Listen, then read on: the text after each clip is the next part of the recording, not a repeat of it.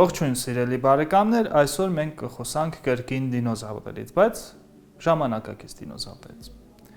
Գաղտնիք չէ, որ ժամանակակից պալեոնտոլոգները կիսում են դինոզավրերին երկու խմբերին՝ թռչնային եւ ոչ թռչնային դինոզավրեր։ Թռչնային են համարվում ժամանակակից թռչունները, իսկ ոչ թռչնայինը մոտ 1 տասնյակ դինոզավրերի խմբերը։ Ժամանակակից թռչունները Maniraptor դինոզավրերի խմբի ներկայացուցիչ են, որոնց տեսքը հուշում է, որ իրենք նույնպես դինոզավրերի ազգի ներկայացուցիչ են։ Ինչով։ Ինչպես մեզ հայտնի է, Չինաստանի Լաոնին տարածքից հայտնաբերված մնացորդներով եւ բազմաթիվ այլ մնացորդներով գիշատիչ տերապոդ դինոզավրերը պատված են եղել փետուրներով, ինչպես ժամանակակից թռչունները։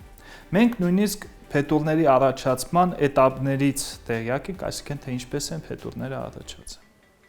Ինչ որ ժամանակ առաջ կարծում էին, որ Archaeopteryx-ը ամենահայտնի այդպիսի նմուշը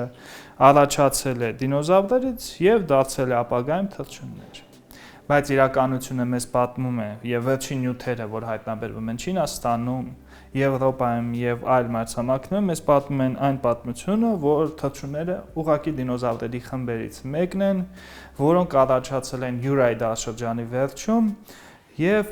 միջ Կավճե դարաշրջանի վերջ գոյատևել են մնացած դինոզավրերի հետ։ Թռչունների բազմաթիվ խմբեր են եղել, 16 խմբից Enenceornis-ներից եւ մնացածից մնացել են ժամանակակից երկու խմբերը։ Եվ ամենահետաքրքիր փաստը նրանում է, որ գիշատիչ դինոզավր անգլերեն հնչում է ինչպես raptor։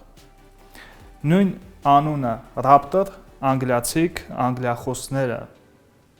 օգտագործում են թռչունների, գիշատիչ թռչունների համար։ Ինչպես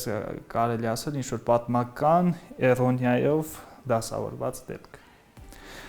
Ժամանակակից թռչունները մոտ առաջացել են Կավճե դարաշրջանի երկրորդ մասում, միջին մասում, ընդհանուր իրենց խմբերով եւ գոյատևում են մինչ այժմ։ Այսինքն ամեն մի թռչուն, սկսած փոքրիկ կոլիբրիից մինչև